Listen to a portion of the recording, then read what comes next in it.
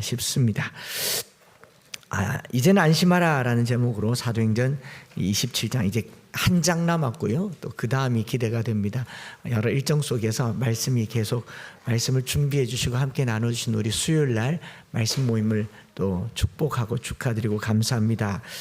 최근에 한국을 비롯해서 미국에서까지 일어나고 있는 이제 항공기 사고를 보면서요, 비행기를 타면서 항공사고 확률이 어느 정도인지를 좀 찾아봤습니다.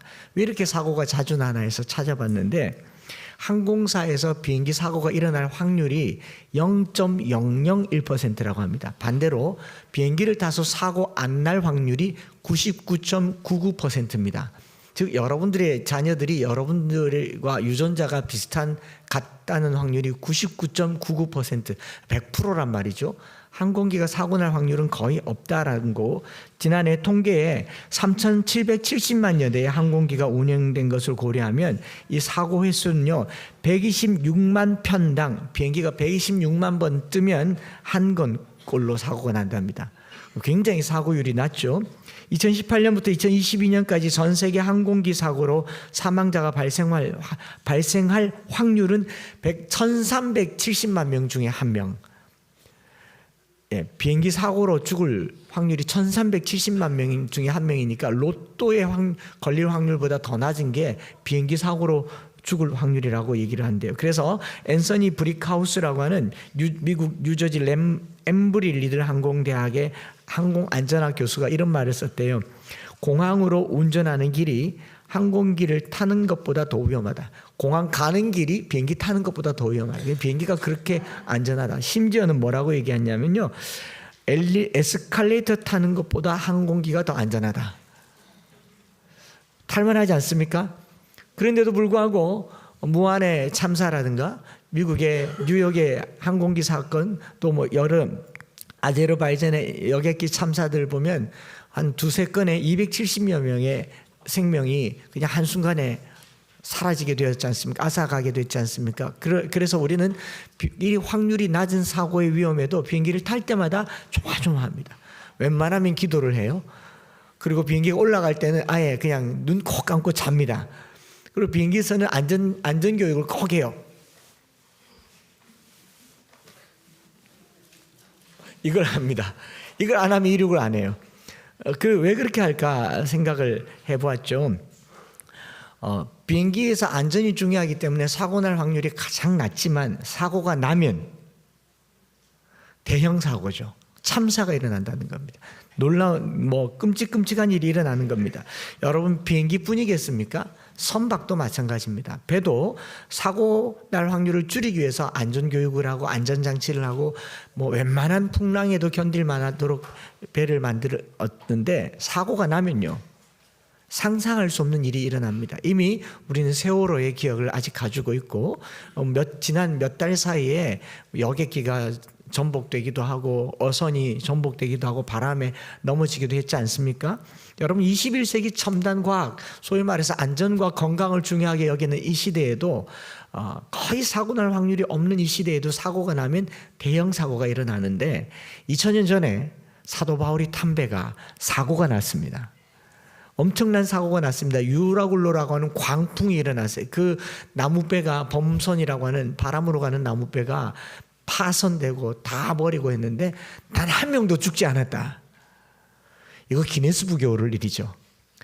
그걸 염두에 두고 말씀을 이렇게 바라볼 필요가 있겠다 싶은 겁니다.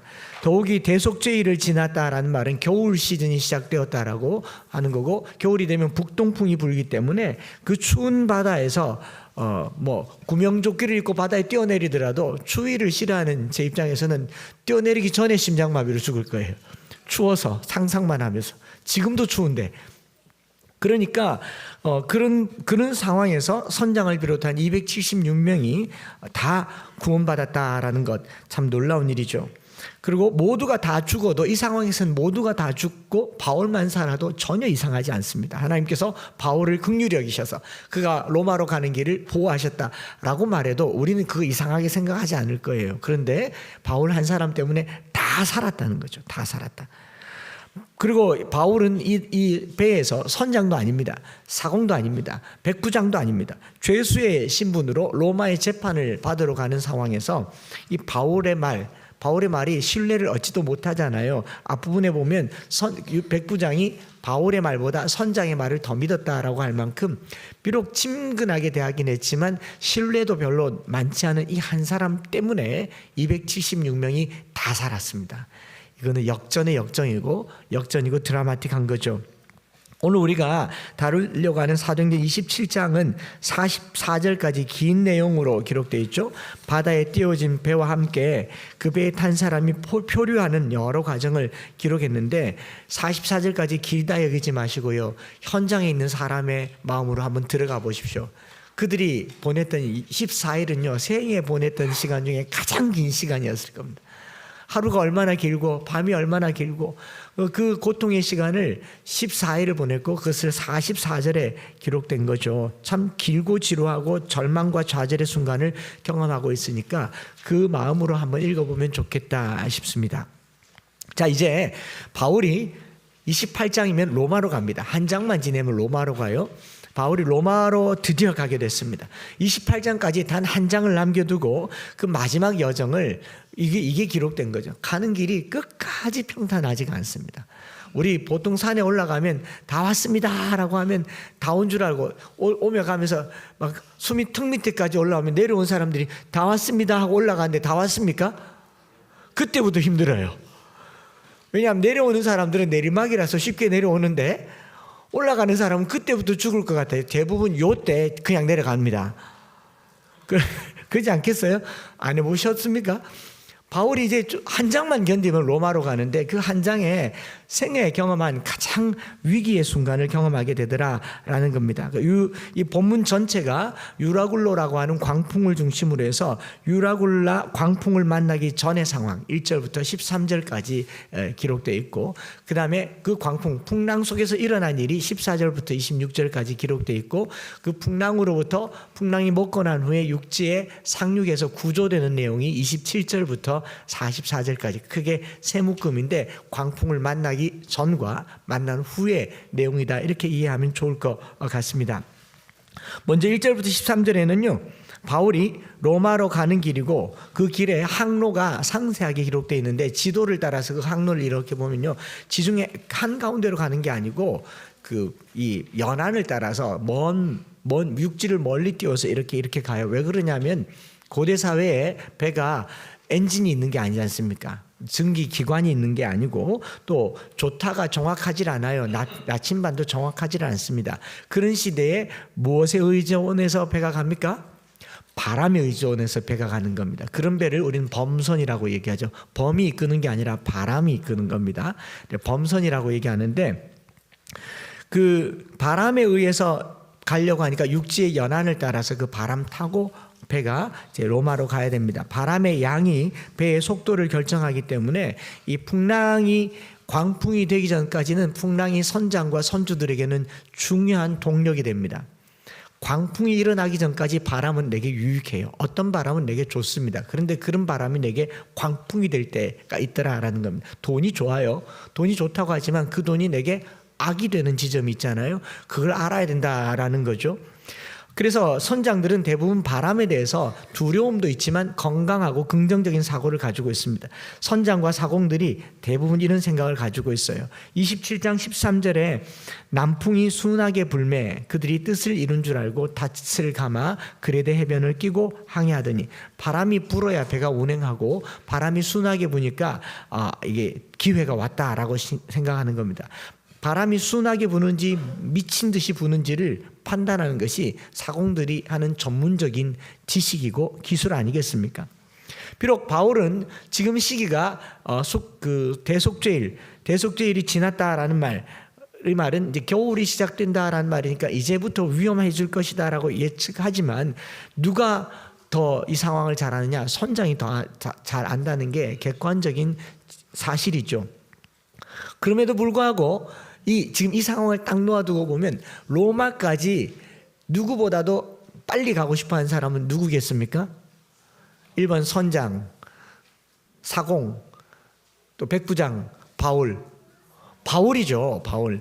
누구보다도 하루라도 빨리 황제 앞에 서고 싶고 하나님께서 로마에서도 복음을 전해야 한다고 말씀이 있기 때문에 지금 바울에게는 이 27장 생략하고 바로 로마에게로 갔다라고 해도 될 만큼 마음이 다급한 사람입니다. 그래서 바울이 지금 때가 아니다라고 말하지만 누구보다도 빨리 가고 싶어요. 그럼에도 불구하고 대속죄일이 지나서 겨울이 시작되면 이거 위험할 테니까 조금 쉬어가자라고 말을 한 겁니다. 그런데 27장 10절과 12절에 여러분이여 내가 보니 이번 항해가 하물과 배만 아니라 우리 생명에도 타격과 많은 손해를 끼치리라 하되 백부장이 선장과 선주의 말을 바울의 말보다 더 믿더라. 당연히 선장은 전문가고 바울은 자기 경험을 지식으로 알고 있는 경험 지식을 가지고 있는 사람입니다. 그리고 남풍이 순하게 부니까 백부장과 선장은 자신들의 뜻이 이룬 줄 알고 배를 이제 출항을 시키게 되는 거죠. 지금 눈앞에 부는 바람이 성경에 이런 표현 있잖아요. 바람이 어디로 와서 어디로 가는지 알 수 없음과 같이 성령의 임함도 그러하리라.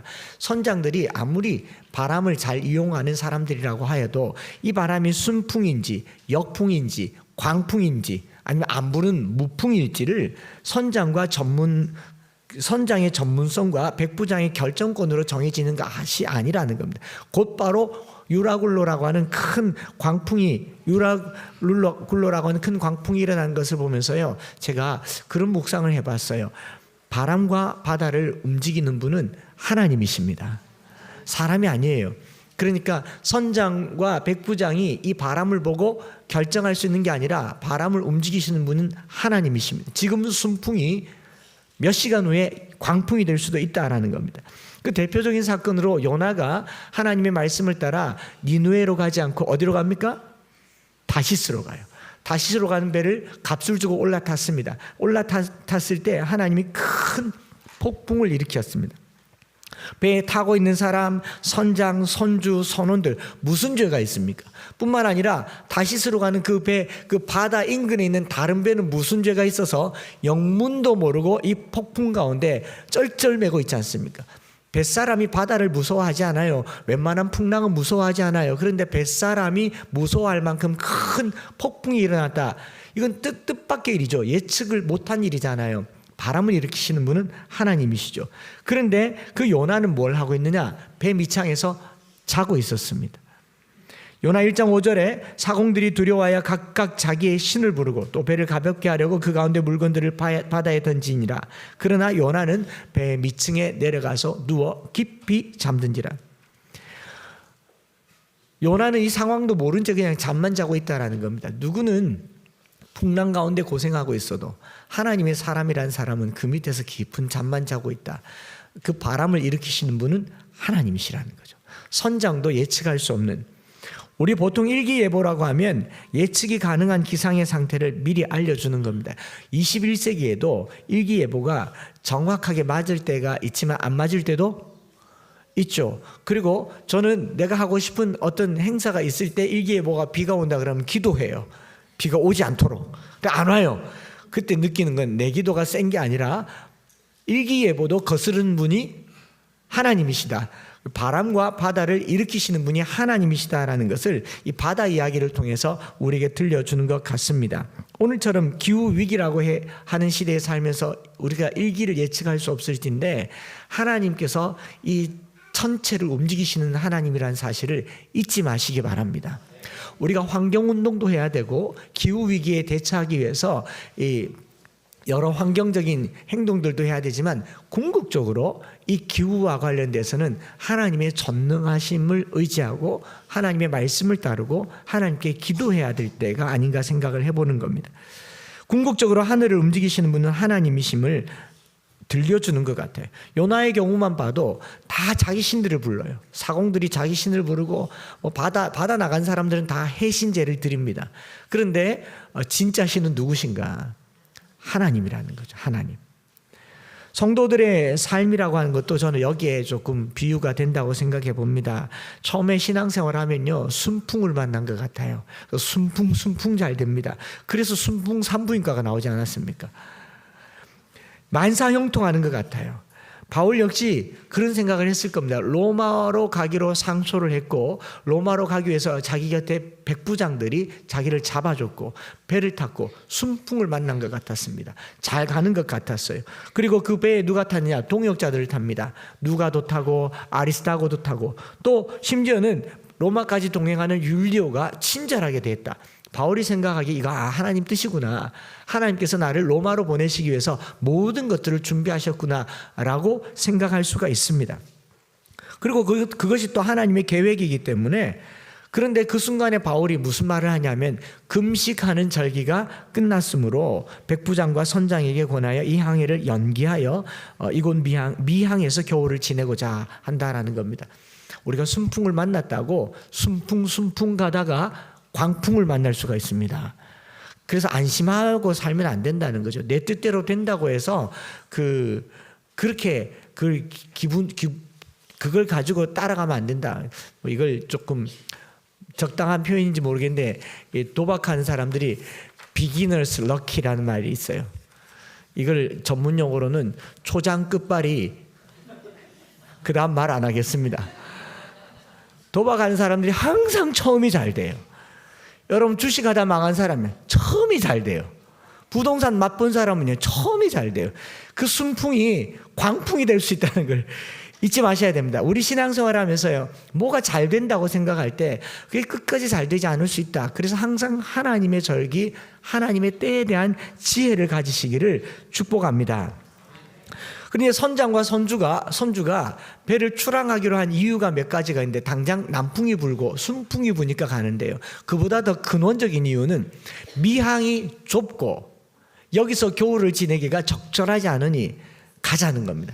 그러니까 이 육지가 마음에 안 드는 거예요. 항구가 마음에 안 들고 그리고 항구에서 죄수 바울과 여러 사람들이 함께 지내기가 불편한 거예요. 예를 들어서 어디 갔는데 그 도시에 호텔이 없고 뭐 여관방만 가득 있다 그러면 한 2-3시간 더 운전해서라도 대도시에 가서 호텔방에 자고 싶은 마음이지 않습니까? 제가 운전해서 고속도로를 가다가 너무너무 잠이 오는데 그때 쉬라고 둔 게 졸음쉼터인데 제 마음 한켠에는 한 10km 더 가서 휴게소에 가면 쉬기도 하고 커피도 한 잔 마신다고 그 10km를 가는데 100km보다 멀어요. 아닙니까? 그러니까 사람들은 이 미항이 불편하니까 좀 더 편한 곳으로 가려고 한 코스를 더 가다가 거기서 큰 일을 당하게 되는 것입니다. 선장이 이 정도 지식을 모를 리가 없잖아요. 바울도 알 정도면 이 북풍이 불고 북동풍이 분다는 것을 모를 리가 없음에도 불구하고 선장과 백부장은 종합적인 판단을 합니다. 우리가 조금 무리가 되더라도 한 정거장만 더 가자. 조금 무리가 되더라도 다음 정거장까지 기다려라. 그러는 동안 큰일을 당하더라라는 겁니다. 바울도 이런 종합적인 판단을 할 수 있는 사람입니다. 누구보다도 로마로 가고 싶어 하는 사람이기 때문에 입 꾹 닫고 그냥 가자 했을 수가 있습니다. 더욱이 바울이 이 배를 아까워하는 사람이 아니잖아요. 바울이 이 배에 타고 있는 276명, 비록 사람이지만 자기 포함해서 이 사람의 생명 그렇게 귀하게 여기지 않을 것 같은 사명에 투철한 사람입니다. 내 생명을 조금도 아까운 것으로 여기지 않는 사람, 어디 가려고요? 로마에 복음 전하려고. 로마의 황제 앞에 가서 그 많은 사람에게 복음을 전하려고 마음이 작정한 사람이니까 바울의 종합적인 판단은 이 배를 박살내서라도 로마까지 바로 가는 게 자기 마음일 겁니다. 그렇지 않습니까? 이게 바울이 생각하는 이 종합적인 판단이죠. 되도록이면 더 빨리 가자고 말했을 법한 사람이 바울입니다. 화물에 관심이 없어요. 배에 관심이 없습니다. 심지어는 그 배에 타고 있는 일부 동료들을 제외하고는 죄수와 상업하는 사람들이니까 바울에게는 관심이 없었을 수도 있습니다. 바울에게 관심은 로마니까. 그렇지 않습니까? 배가 깨지건 말건 무슨 상관이 있겠습니까? 화물이 손해를 보는 것이 바울과 무슨 상관이 있겠습니까? 로마로 가기 위해서 목숨도 내어놓은 바울이 지금 무슨 생명을 아까워하겠습니까? 이 말씀을 이렇게 묵상하면서요. 오늘 사명을 감당한다고 하는 사람들이 이 사명과 열정이 너무 크고 그 원대한 비전이 커서 그 비전 때문에 가까이 있는 사람들, 성도 또 교인 또 가족들을 희생당하게 하는 경우가 있더라라는 겁니다. 계백 장군이 그 황산벌 전투에서 제일 먼저 한 게 뭔지 들으셨지 않습니까? 가족을 죽였어요. 사람은 호랑이는 죽으면 가죽을 남기고 사람은 죽으면 이름을 남긴다 그랬더니 그 아내가 그런 말 하잖아요. 이름 남기려고 가족을 죽이려느냐. 나라를 지키는 군인으로서 충분히 해봄직한 표현이지만 비전을 이루기 위해서 가까이 있는 사람들이 희생시키는 거 한 번쯤 묵상해 보았습니다. 너무 큰 뜻을 품어서 목사니까, 제 목회자니까 그런 생각이 돼요. 하나님께서 저를 위해서 주신 비전이나 우리 교회 주신 비전이 너무 커서 성도들이 희생당할 수 있다라는 것을 공리적으로 생각하면 할 수 있겠습니까? 없겠습니까? 해서는 안 되는데 그런 일들이 일어나고 있다라는 겁니다. 다른 교회는 잘 모르겠습니다. 이번 주에 제 마음에 들었던 생각은 그래요. 교회가 성도들이 갑자기 늘어나고 자리가 부족하고 또 분위기가 이거 뭐지? 제가 그냥 일시적일 거야 늘 얘기하지만 마음 한켠에는 이부에 왜 드려야 되나?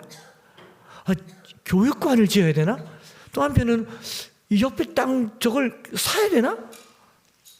그래서 우리 대구에 이 나라의 303 비전을 실천하는데 우리 교회가 귀 쓰이기를 바랍니다 라고 말하면 그 비전을 이루기 위해서 누가 희생돼야 됩니까? 우리가 희생되더라고요. 제 마음에는 지금 이 상황이 광풍이 아니라 순풍인 듯 싶었어요. 이사를 오고 예배당에 많은 선한 일들이 일어나는 걸 보고 너무 기뻤습니다. 지금 저에게나 우리 성도들에게는 이 엠마오라고 하는 배에 탄 성도들과 그 가족들에 대한 생각을 가끔 잊어버릴 수가 있는 위험이 있다라는 생각을 합니다. 특히 제가 그렇겠죠. 여러분들이 새 가족이 와서 정착하고 신앙생활 하니까 이부 드려야겠다. 예배당이 좁아서 불편하니까 이것도 어떻게 해야 되겠다. 옆에 빌려야겠다. 체육관 빌려야겠다. 이런 생각들이 광풍을 맞이하는데 아주 효과적이다라는 생각을 하게 되는 거죠. 바울은 이 상황에서 무슨 말을 하냐면요. 잠시 미항에 머물렀다가 가자라고 얘기합니다. 미항, 어떤 항구라고요? 좁고 불편하다.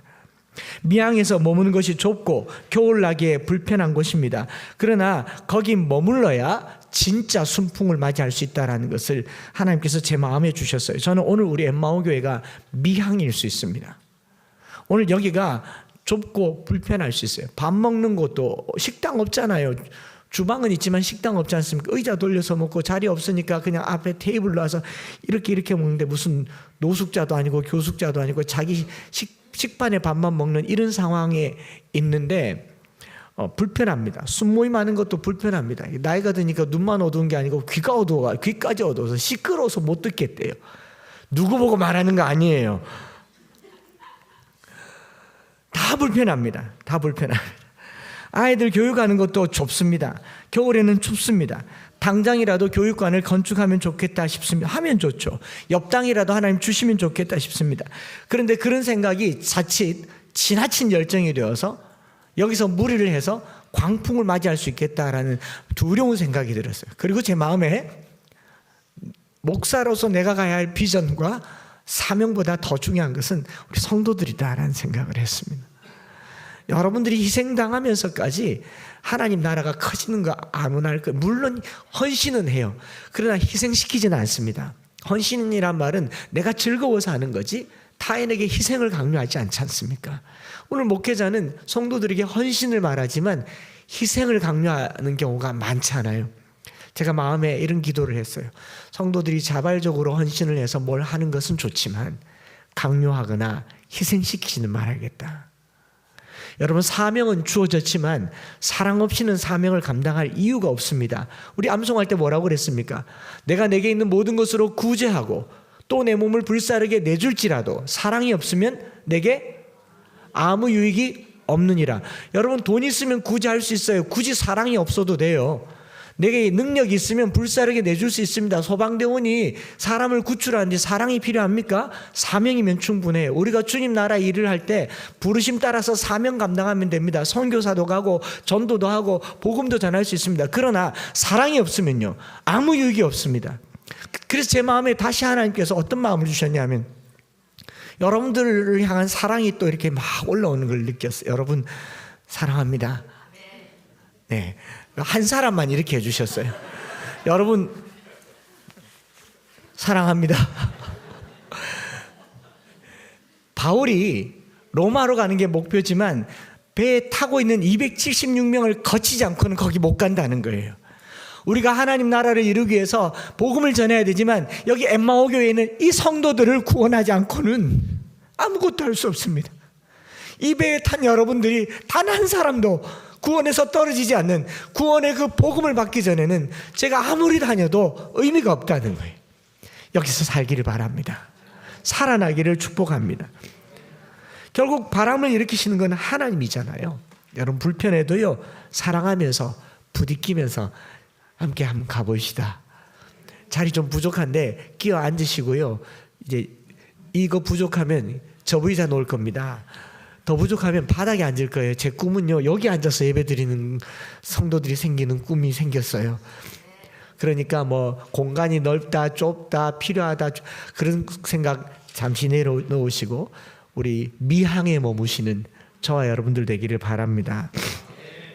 그러나 결국 미항에서 겨울을 지내자는 바울의 권유를 뿌리치고 선장과 백부장은 베닉스항으로 한 칸만 더 가자 이동하여 겨울을 지내려고 배를 띄웠습니다. 처음에는 순풍을 만난 듯 했지만 금세 북동풍 유라굴로를 만나서 파손되고 생명이 위태로운 지경에 이르게 됩니다. 불편함을 피하려고 하다가 더 큰 불편함을 맞게 된 거죠. 더 큰 불편함을. 더욱이 화물과 배뿐만 아니라 생명에도 타격과 많은 손해를 끼치리라고 했던 바울의 예상대로 바울이 탄 배는 아주 위태로운 지경에 이르게 됩니다. 그런 상황에서 바울이 27장 22절에 뭐라고 말합니까? 내가 너희를 권하노니 이제는 안심하라. 너희 중에 아무도 생명에는 아무런 손상이 없고 오직 배뿐이리라. 이렇게 말하죠. 이 배에 탄 사람이 어떻게 구원받았는지를 순차적으로 얘기합니다. 배에 탄 사람들이 우선적으로는 짐을 던져버립니다. 여러분 그 짐 때문에 배 탄 건데 짐을 실어서 가서 장사하고 무역하려고 배 탄데 짐을 다 던져버립니다. 이제 내 수익이 내게 의미가 없잖아요. 그리고 좀 있으니까 한 사흘 지나니까 이 사공들이 기구를 다 던져버립니다. 배를 운영할 때 필요한 것도 이제 의미가 없어요. 떠만 있거나 지금 뭐 뒤집어지지만 않으면 다 내다 버립니다. 18절과 19절에 이젠 배도 의미가 없고 자기들의 소유도 의미가 없습니다. 그런 상황에서 바울이 뭐라고 얘기하느냐면 생명에는 아무런 손상이 없겠고 오직 배뿐이리라. 이 말씀 묵상하면서 그런 생각을 해봤어요. 여러분 다 잃어버려도 살아남는 게 은혜일 때가 있습니다. 아닌가요? 뭐 화재, 사고, 큰 위기, 큰 질병에서 중요한 건요 생존입니다. 제가 학교 다닐 때 소방훈련이라는 것을 한 학기에 한 번씩 해요. 그 영국에 있을 때도 그런 걸 했는데 제가 오늘 소방훈련이 있다는 걸 알았고 학교에 출석 체크를 했고 그 점심시간 때 그 시내에 있는 서점에 책을 사러 나갔다 왔는데 학생들이 저보고 넌 죽었다 그래요. 에? 왜? 내가 왜 죽었는데? 이제 그게 벨이 울리면 운동장에 나가서 인원 체크를 해야 되는데 한 창수가 안 보인다는 거죠. 저 어디 갔냐고 학교를 다 찾아다니는데 없어요. 그래서 제가 다시 학교 갔더니 너는 죽었다 그러더라고요. 그러면서 하는 말이 그 소방 담당하시는 교수님이 이런 벨이 울리면 창수 그냥 나와야 돼. 뭘 들고 나오면 될까요? 노트북, 지갑, 스마트폰 아무것도 들고 나오면 안 되잖아요. 아무것도 들고 나오지 않아야 될 때가 있는데 그때가 은혜입니다. 그렇지 않습니까? 신앙생활은요 저와 여러분들로 하여금 어떤 값을 치르더라도 땅의 생명, 하늘의 생명을 얻어내도록 하는 것이 구원입니다. 얼마나 많이 가지느냐 중요하지 않아요. 얼마나 집이 커지느냐 중요하지 않아요. 하나님 나라에 갈 때는요 생명이 있어야 되는 겁니다. 그걸 우리는 영생이라고 하잖아요. 사십시다. 피투성이라도 사십시다. 이 말씀 준비하는데 에스겔 16장 6절의 말씀이 떠오르더라고요. 내가 네 곁으로 지나갈 때에 네가 피투성이가 되어 발짓하는 것을 보고 네게 이르기를 너는 피투성이라도 살아있으라. 다시 이르기를 너는 피투성이라도 살아있으라. 우리가 신앙생활할 때 얼마나 화려하고 얼마나 부유하고 얼마나 건강한 거 안 중요할 때가 있어요. 숨만 붙어 있으세요. 숨만 붙어 있으세요. 그럼 하나님을 찬양하고 살 수가 있는 겁니다. 사도행전 27장 20절에 여러 날 동안 해도 별도 보이지 아니하고 큰 풍랑이 그대로 있으며 구원의 여망마저 없어졌더라. 구원의 여망마저 없어졌다라는 말은요, 자기를 싸고 있는 생명싸개로 여겼던 배가 필요 없다라는 겁니다. 구원의 여망마저 없어졌다라는 말은 이 배를 버려야 할 지경이 되었다. 비행기를 타고 있는 사람은 비행기를 벗어나야 할 상황이 옵니다. 배 타고 있다가 배에서 뛰어내려야 할 상황이 옵니다. 그래서 더 이상 이 비행기가 나의 생명을 보존해 주지 못한다라고 할 때는 버려야 된다는 거죠. 여러분, 물질 생활을 하는데 물질이 나로 하여금 천국 못 가게 한다. 버리시기 바랍니다. 저한테 버리세요. 내가 건강 추구하다가 이러다가 구원 못 얻겠다 싶으면 그거 내려놓으세요. 직장도 중요하지만 내가 영원한 생명을 얻는데 구원의 여망이 없어질 것 같을 때가 와요. 이렇게 직장 다니다가 내가 구원 못 받겠다 싶을 때 버리는 겁니다. 제가 월요일마다 예배드린 그 회사의 대표님은 대기업에 있었는데 자기 별명이 술상무였대요. 계속 술을 먹으니까, 술 먹고 병원에 몇 번이나 입원하니까 이렇게 살다가 죽을 것 같아서 회사를 그만둔 겁니다.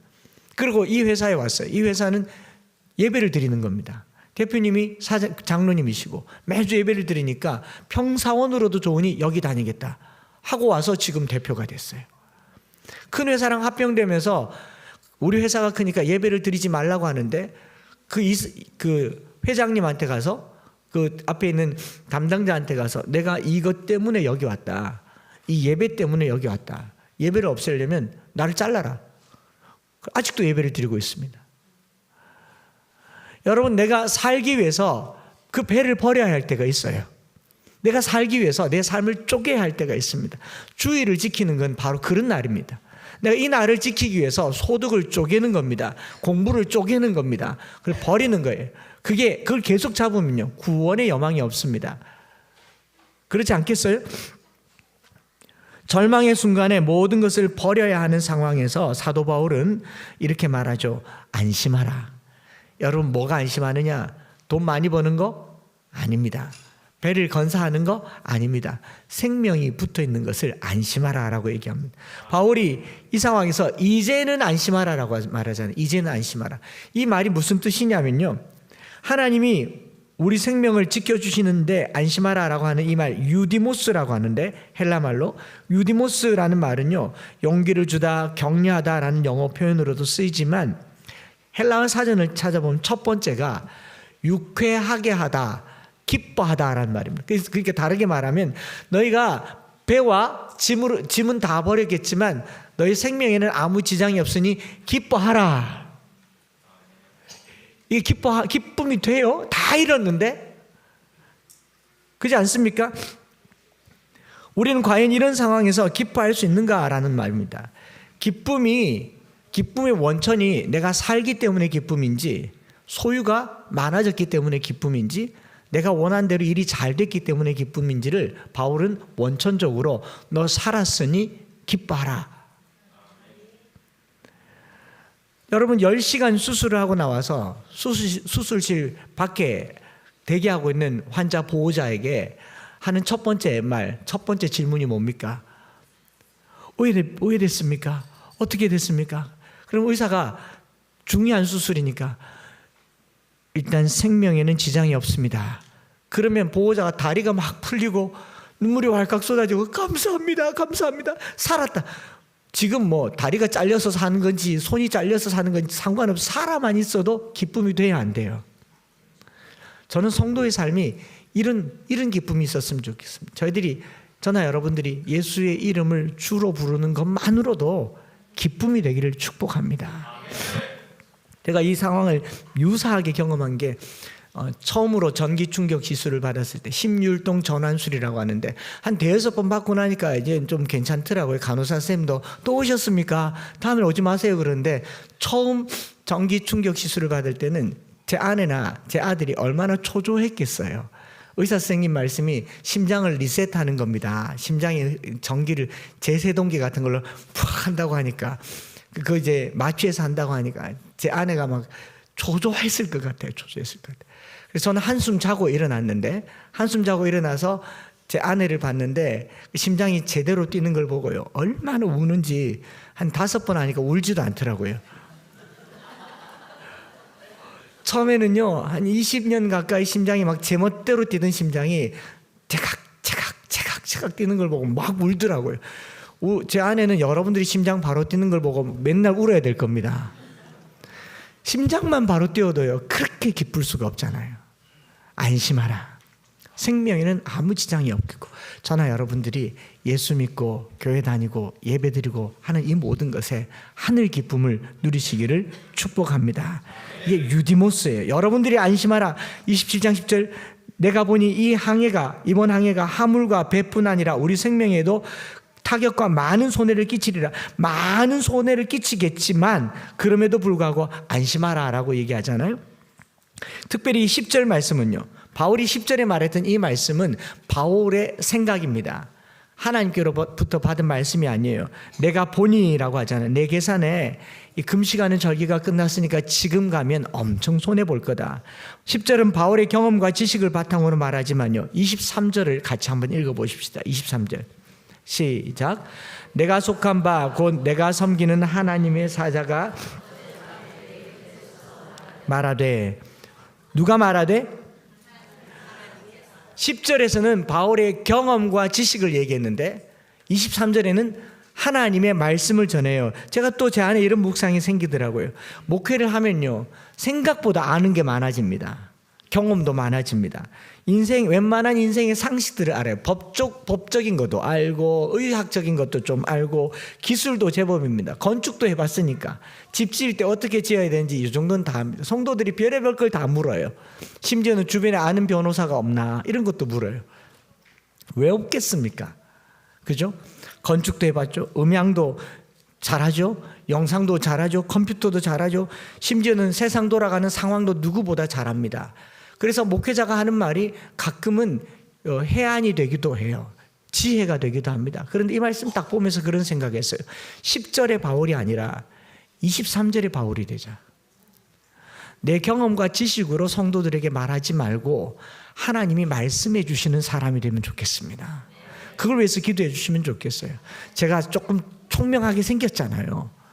인정 안 하셔도 됩니다.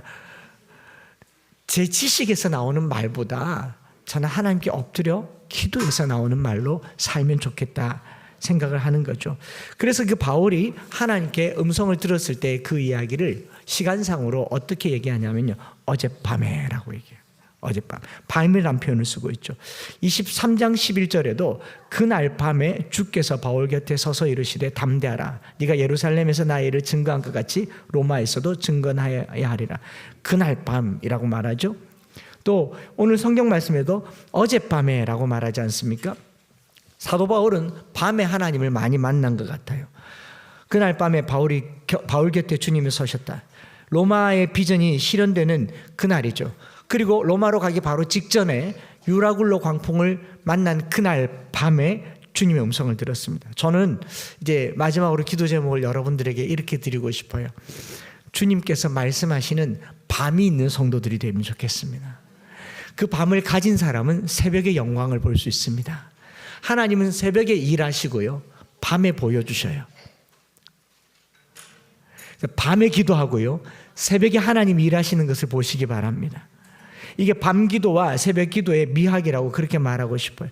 금요일 밤에 기도하고요, 그 다음날 새벽에 하나님 일을 보시기 바랍니다. 그래서 27절부터 44절 모든 것을 다 버리고라도 생명을 살려내는 드라마틱한 장면이 27절부터 쭉 나와 있잖아요. 뭐 더 길게는 안 하겠습니다. 사공은 살겠다고 배를 버리고 거룻배를 타려고 하고, 군인은 자기 책무를 다하겠다고 이제 목숨줄 살려놓으니까 이제 그제서야 자기 생명줄 또 찾아가죠. 죄수들을 죽이자라고 얘기하는데 참 뭐 물에 빠진 사람 건져놨더니 보따리 내놔라고 한다고. 제가 이번 주에 기차 타고 서울 가는데 눈이 왔잖아요. 눈이 많이 와서 KTX가 40분이 연착이 됐어요. 가다가 서다가 나는 막 초조한데 사람들도 다 초조합니다. 서울역 들어가는 입구에서 또 한 30분, 20분 가까이 시간이 걸렸습니다. 제 마음에는 무사히라도 도착하면 좋겠다 싶었어요. 언제 와요? 눈 때문에 서행합니다. 뭐 저기 용산역에 있는 전체 뭐 리셋됐습니다. 뭐 이런 얘기를 하고 굉장히 초조한데 겨우겨우해서 플랫폼에 딱 도착했어요.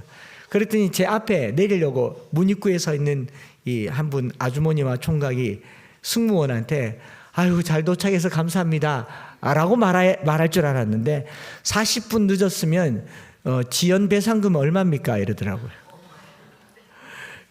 이거 우리 마음이 그래요. 여러분 안 그럴 거라고 생각하지 마세요. 40분쯤 늦으면요 얼마 돌려받아야 되지? 낸 돈 아깝다는 생각을 다 하는 게 우리 마음이에요. 여러분 끝까지요 살았으니 감사하시기 바랍니다. 구원받았으니 감사하시기 바랍니다. 사도행전 27장의 메시지는요 다 사는 게 목적입니다. 바울만 사는 게 아니라 다 사는 게 목적이고요. 그 276명을 다 살리려고 하나님이 뭘 깼냐면 배를 깼어요. 276명을 다 살리려고 그들의 짐을 다 버리게 했습니다. 276명을 그 중에는 죄인도 있고 상인도 있고 뭐 군인도 있었지만 그 사람들을 다 살리려고 하나님께서는요 배를 포기하게 하셨어요. 제가 마지막에 이 질문을 하게 됐습니다. 엠마오 교회가 다 살리기 위해서 깨지는 그런 교회가 되기를. 교회 살리려고 성도들을 박살내는 교회가 아니고 성도들 살리려고 교회를 부서뜨려서 파편을 만들어서라도 여러분 그 의자 하나하나 붙들고라도 우리 영원히 사는 교회 되기를 원합니다. 이게 교회가 존재해야 한 본질이에요. 알렉산드리아라고 하는 그 배가 중요한 게 아니고 배에 타고 있는 사람이 중요하죠. 교회가 중요한 게 아니고 교회에 다니고 있는 성도가 중요하죠. 그거 살리려고 오늘 저와 여러분들이 신앙생활을 하면 좋겠고요. 살아난 즉 비로소 말할 수 있기를 원합니다. 안심하라. 안심하라. 이 교회 문 열고 들어올 때요 이 음성 들리기를 원합니다. 이제는 안심하라.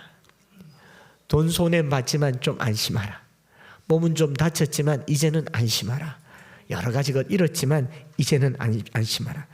그 안심하라라고는 한마디면 충분할 줄 믿습니다. 말씀 진짜로 마쳐야겠네요.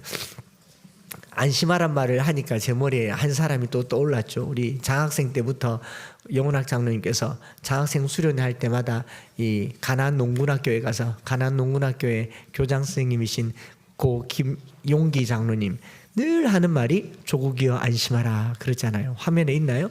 조국이여 안심하라. 내가 조국을 위해 기도하는 한 이 나라는 안전하다. 바울 같은 한 장로님의 기도를 신학교 때 배웠습니다. 그분이 매일 기도하는 기도굴이 있어요. 저희가 거기 올라가 봤습니다. 안에 들어가 봤어요. 양쪽에 온결하여 조국이여 안심하라. 이거 바울이 쓴 말입니다. 여기 문 열고 들어가서 아침에 2시간씩 십자로 동서남북으로 꺼놨어요. 동으로 30분, 서로 30분, 남으로 30분, 북으로 30분 2시간 기도하고 저녁에 2시간 기도하고 일본 군들한테 군량미 안 주려고 고구마 키우고 감자 키우던 사람입니다. 이 한 사람이 기도함으로 나라가 살았다고 해도 과언이 아닐 겁니다. 오늘 우리가 뭐 해야 나라가 삽니까? 기도해야 살죠. 제가 신학교 때 갔던 사진 하나 보실래요? 누가 절까요? 아시겠습니까? 저의 리즈 시절이 있었습니다. 여기서 깊은 감동을 얻어서 제가 대구에 살고 있으면서 적어도 내가 살고 있는 대구는 안심하라라고 말하는 겁니다. 그래서 대구 사람 걷기를 36바퀴를 돈 거예요. 그래서 안심교가 대구엔 또 있어요. 안심교를 지날 때마다 사진 찍습니다. 다리가 무척이나 아플 때 하나님께서 내게 주신 그 비전은 뭐냐면요. 대구를 이렇게 사랑하면서 걷는 한 목사를 가진 대구는 참 좋겠다. 여러분 다른 도시가 대구를 얼마나 부러워하는지 아세요? 대구가 저를 가졌고 우리 교회를 가졌어요. 이 교회가 세상에 안심을 전해주는 안심교회가 되기를 바랍니다. 우리 시간에 한번 기도하면 좋겠어요.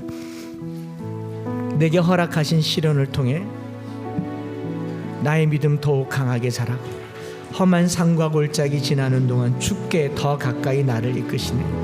내가 겪는 시험이 어렵고 힘겨워도 풍랑이 일어나도 주님보다 크진 않습니다. 바람을 일으키는 분은 주님이시잖아요. 내 앞에 바다가 갈라지지 않으면 주가 나로 바다 위를 걷게 하시는 분, 바다 위도 걷게 하시는 분이 하나님이시나요? 그래서 우리가 믿읍시다.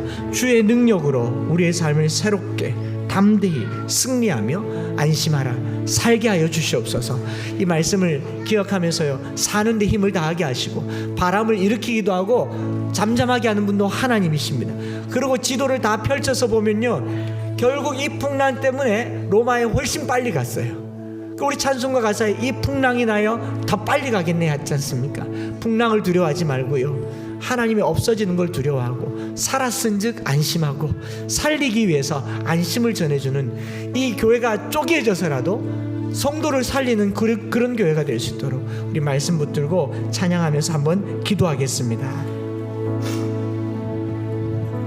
내게 허락하신 시련을 통해 나의 믿음 더욱 강하게 자라나고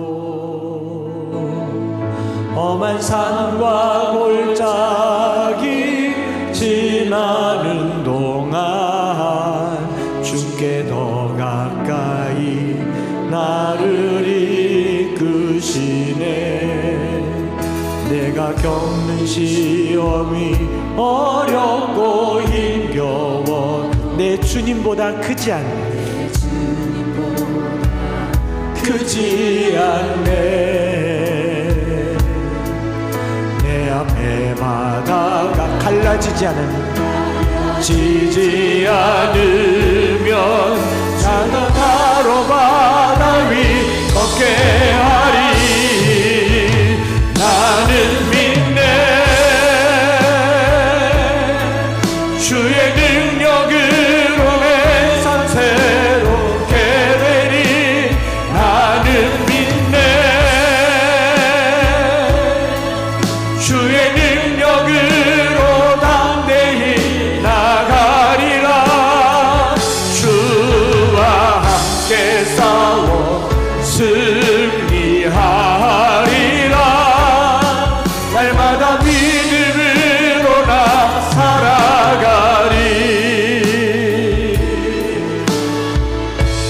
우리 다시 한번 찬양 드릴 텐데요, 순풍이 광풍 될 수가 있어요.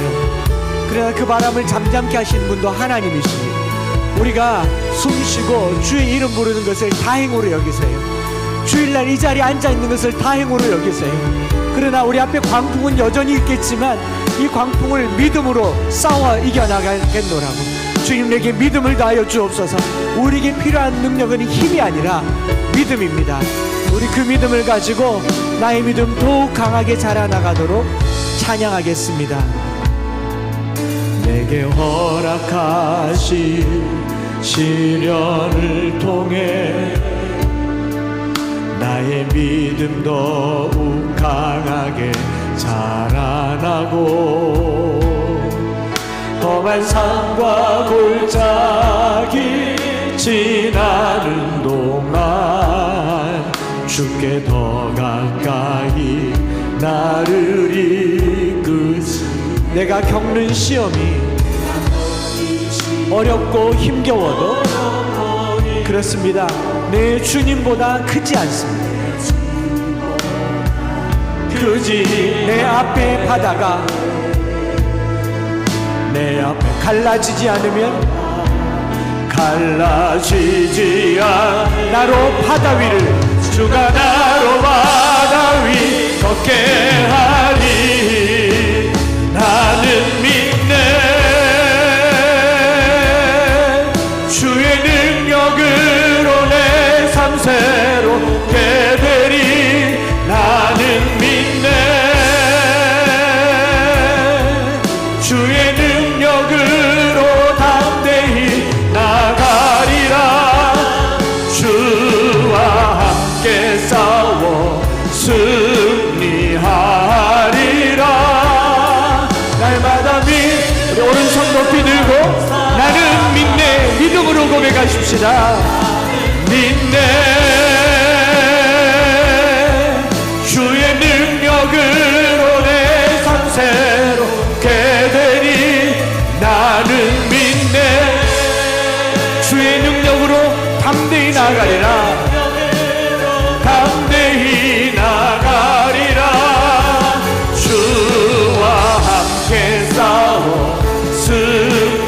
말씀 붙들고 이 시간 주여 한번 부르고 합심해서 기도하겠습니다. 믿음 다해달라고 주여 부르짖고 기도하겠습니다. 주여.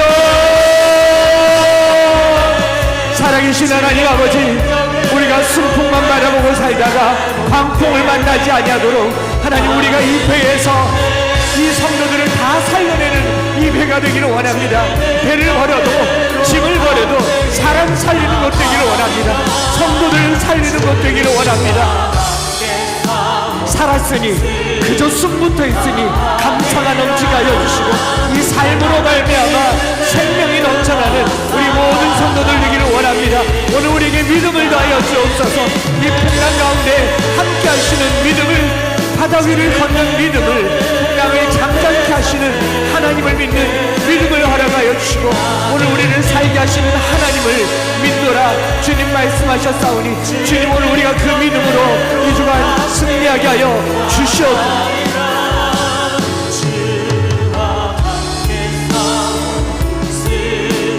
하리라 날마다 믿음으로 살아가리. 하나님 아버지, 순풍을 만난 듯 하지만 그게 역풍이 되고 광풍이 됩니다. 오늘 우리가 잘 된다고 방심하고 긴장을 풀 게 아니라 조금 불편하지만 미항에 머무르는 은혜를 허락하여 주옵소서.